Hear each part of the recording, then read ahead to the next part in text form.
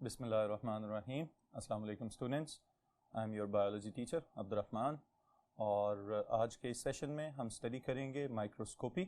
आपके बुक के जो कंटेंट्स हैं उसको मैं डिटेल से डिस्कस करने लगा हूँ अभी। तो let's go to the white board. Alright, सबसे पहले इस टॉपिक में बेसिक्स आपको मैं बताऊंगा। The first thing is microscope.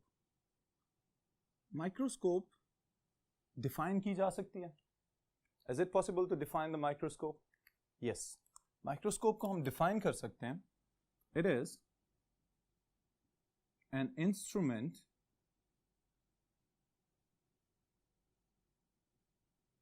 that is used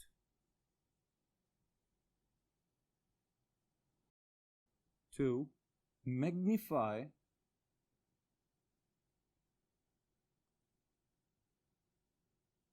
microorganisms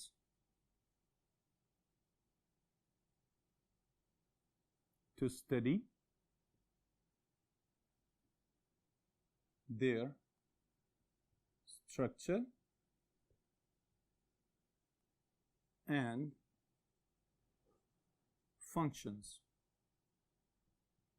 All right. Biology में ये आसान तरीका है माइक्रोस्कोप को डिफाइन करने का। अब ये इस लिहाज से ज़रूरत भी है बायोलॉजी की, क्योंकि माइक्रो ऑर्गेनिजम्स वो जानदार हैं जो हमारे इर्द गिर्द हर जगह पे मौजूद हैं। इवन के हमारी जो स्किन है it also contains a lot of bacteria. बहुत सारे इर्द गिर्द फंगल स्पोर्स घूम रहे होते हैं हमारे एनवायरनमेंट के अंदर। इसी तरह बहुत सारे डस्ट पार्टिकल्स के साथ साथ बहुत सारे बैक्टीरिया घूम रहे होते हैं। वो हमें नज़र तो नहीं आते, लेकिन जब हम उनको ऑब्जर्व करना चाहें तो we have to use the microscope. Alright, इस माइक्रोस्कोप को यूज करने की जो टेक्निक है that is known as microscopy. Alright, the technique to use the microscope to observe different micro organisms that is known as microscopy. Alright, अब यहाँ पे इस स्टेटमेंट के अंदर एक टर्म है जिसको अभी मैं हाईलाइट करने लगा हूं आपके लिए। That is magnify. Okay, magnify magnification से निकला है। Alright, this is magnification.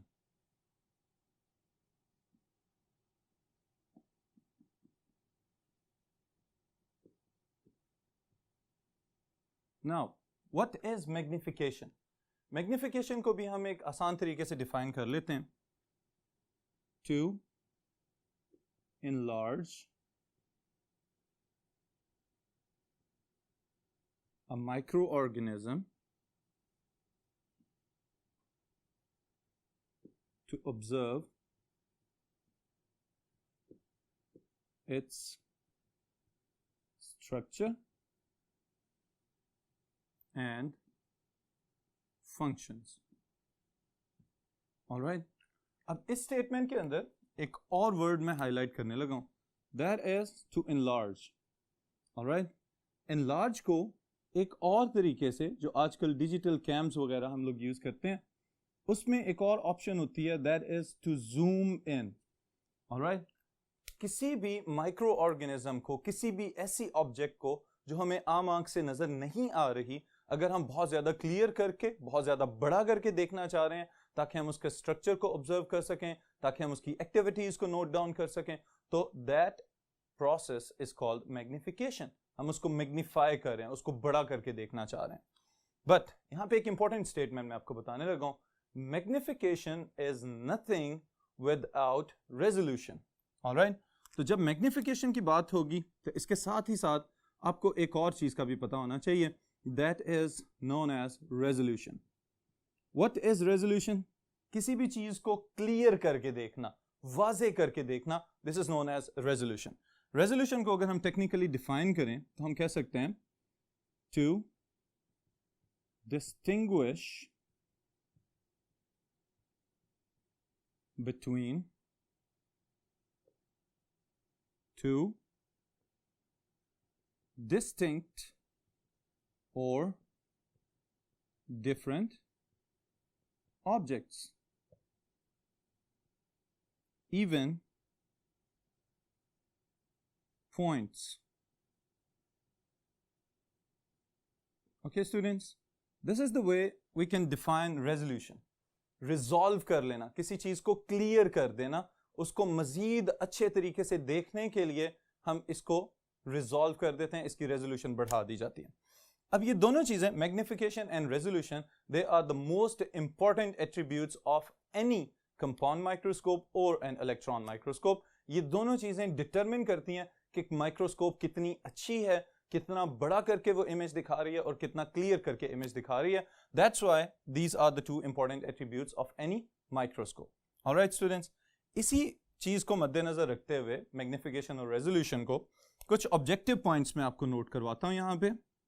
First of all, this is about the resolution. Alright, resolution of human आई, आपकी बुक में जो वैल्यू दी गई है दैट इज 1.0 mm. 1.0 मिलीमीटर का मतलब ये है कि it is an accurate value. Alright, accuracy को डिटरमिन करने के लिए 1.0 की फॉर्म में इसको मेंशन कर रहे हैं कि इससे ऊपर या इससे नीचे इसके अंदर कोई एरर की गुंजाइश नहीं है. Alright, next is the compound microscope. What could be the resolution of the compound microscope? तो कंपाउंड माइक्रोस्कोप हमारी आम आंख की निस्बत, नेकेड आई की निस्बत बहुत ज्यादा क्लियर करके किसी भी इमेज को दिखा सकती है, and that is up to 2 micrometers. Alright, that is 2 micrometer.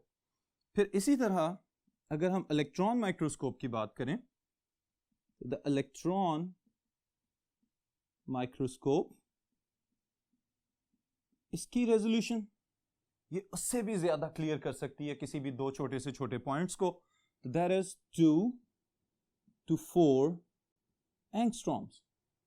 Alright students, ये ऑब्जेक्टिव के लिए, मल्टीपल चॉइस क्वेश्चंस के लिए इंपॉर्टेंट स्टेटमेंट्स हैं, तो ये आप लोग नोट डाउन कर लें ताकि आप इसको आसानी से तैयार कर सकें.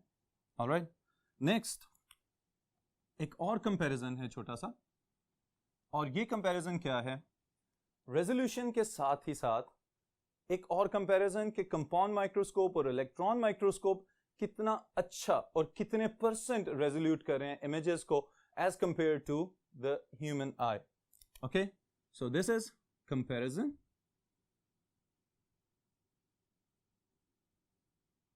Of human I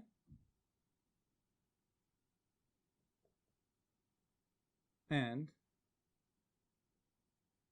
microscopes, compound microscope and electron microscope. So the first point is compound microscope. As compared to the human eye, compound microscope की resolution 500x better than the human naked eye. All right. फिर second point इसी के साथ में add कर रहा हूं, electron microscope.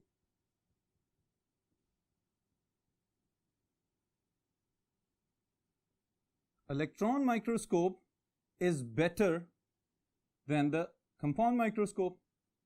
It can resolute 500 times better than compound microscope. Alright? तो इसका मतलब यह है कि अगर इलेक्ट्रॉन माइक्रोस्कोप कंपाउंड माइक्रोस्कोप की निस्बत 500 गुना ज्यादा अच्छी रेजोल्यूशन जो है प्रोवाइड कर सकती है, तो इसका मतलब है कि ह्यूमन आई की निस्बत कितना होगा.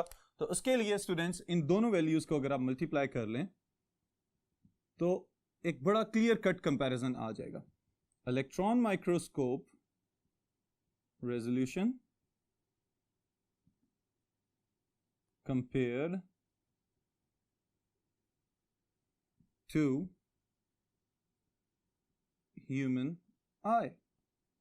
So the compound microscope, उसकी resolution थी 500 times better than the naked eye. Okay? फिर electron microscope की resolution 500 times better than the compound microscopes. And then the electron microscope compared to the human eye, तो ये आपको 250,000 times better resolution provide कर सकती है. Okay इसका मतलब क्या है, अभी यहाँ पे एक पॉइंट मैंने आपको बताया था कि 2 to 4 एंगस्ट्रॉम डिस्टेंस हो अगर दो पॉइंट्स के या किसी दो पार्टिकल्स के दरमियान में, तो इसका मतलब है कि आप इलेक्ट्रॉन माइक्रोस्कोप के नीचे उसको बहुत क्लियरली ऑब्जर्व कर सकते हैं। ऑलराइट स्टूडेंट्स, सो ये है बेसिक चीज हमारे पास according to the objective and multiple choice questions. Next there is a short question और मैं चाहूंगा कि आप इसको बड़े गौर से सुने और बड़े अच्छे तरीके से याद करें। इंपॉर्टेंट शॉर्ट क्वेश्चन है। शॉर्ट क्वेश्चन के अंदर हम देखेंगे how to calculate the magnification power of compound microscope. जो लाइट माइक्रोस्कोप होती है उसकी मैग्निफिकेशन पावर किस तरह से देखी जा सकती है।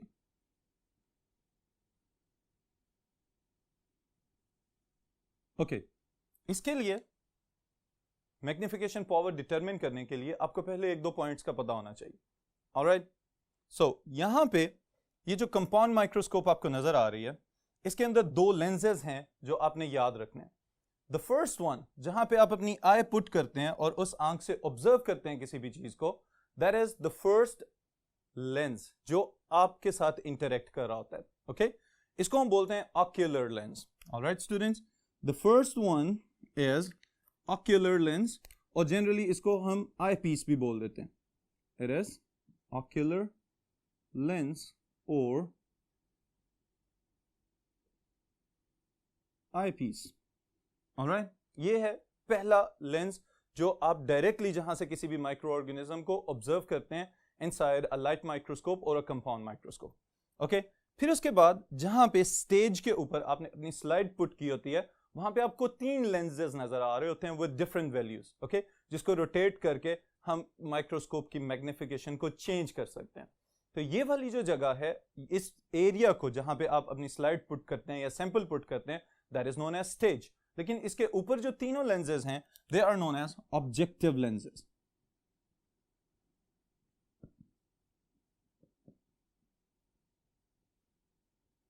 ऑलराइट स्टूडेंट्स, तो ये दोनों लेंसेज आपकी कंपाउंड माइक्रोस्कोप की मैग्निफिकेशन को डिटरमिन करेंगे। किस तरह से डिटरमिन करेंगे कि यहां पे देखें आपको पहले ऊपर वाला आई पीस ऑक्यूलर लेंस नजर आ रहा है, फिर उसके बाद जो दूसरे वाले हैं they are the objective lenses. Objective lenses can be rotated, इनको आप रोटेट करके पावर को चेंज कर सकते हैं किसी भी ऑब्जेक्ट को मैग्निफाइड इमेज हासिल करने के लिए। ओके अब फिर पावर ऑफ द माइक्रोस्कोप कहां गया इस सारी एक्सप्लेनेशन के अंदर, तो ये वाली चीज एक छोटा सा फॉर्मूला यहां पे अप्लाई करेंगे। वो क्या है, ऑक्यूलर लेंस के टॉप के ऊपर जहां पे आप उसको ऑब्जर्व करते हैं वहां पे समटाइम्स कुछ वैल्यूज लिखी होती हैं। नॉर्मली जो आपकी लैब्स में माइक्रोस्कोप्स अवेलेबल हैं उन माइक्रोस्कोप्स के ऊपर 5x और 10x के सिंबल्स आपको नजर आएंगे। Alright, they could be 5x और they can be 10x values lenses. Alright, this is for the ocular lens. Okay, फिर इसके बाद जो दूसरे वाले ऑब्जेक्टिव लेंसेज हैं, ऑब्जेक्टिव लेंसेज के साइड्स के ऊपर जो पेरीफ्री होती है उसी के ऊपर आपको कुछ वैल्यूज लिखी हुई नजर आएंगी। वो वैल्यूज नॉर्मली जो हमारी लैब्स में यूज हो रही हैं माइक्रोस्कोप्स उनके अंदर 40x, they can be 50x and so on, depend करता है कि आप किस तरह के इमेजेस को ऑब्जर्व कर रहे हैं। Alright, this is the value for the objective lenses. अब स्टूडेंट्स एक सिंपल सा काम आपने करना है and that is the basic multiplication. Alright, अगर हमारे पास ये जो माइक्रोस्कोप है हम एज्यूम करें कि इसका जो ऑक्यूलर लेंस है उसकी पावर है 10x। ऑलराइट, और 10x पावर के ऑक्यूलर लेंस के साथ जो इमेज आप ऑब्जर्व कर रहे हैं वो आप ऑब्जर्व कर रहे हैं with the power of 40x objective lens. Okay, तो ऑब्जेक्टिव लेंस की पावर कितनी है 40x। अब इन दोनों को सिंपल मल्टीप्लिकेशन के थ्रू अब मल्टीप्लाई करेंगे, तो मल्टीप्लाई करने के बाद हमारे पास जो रिजल्ट आएगा दैट इज 400x। ऑलराइट, इसका क्या मतलब है, this is the magnification power of that compound microscope जो आप यूज कर रहे थे अपने सैंपल्स को ऑब्जर्व करने के लिए। All right, students. So this is a short question. अब मैग्निफिकेशन पावर, बड़ा करने की पावर, बड़ा करने की पावर को आप एक सेकंड में आराम से कैलकुलेट कर सकते हैं. आप उसके ऑक्यूलर लेंस की पावर लेंगे और उसको मल्टीप्लाई कर देंगे उसके ऑब्जेक्टिव लेंस की पावर के साथ. जो टोटल आंसर आएगा आपका, that will be the power of that compound microscope to magnify that specific object. कि अब ये माइक्रोस्कोप आपको आम आंख की निस्बत 400 गुना बड़ा इमेज जो है वो प्रोड्यूस करके दे रही है. So this is the magnification power. Alright, and this is the whole answer to your short question.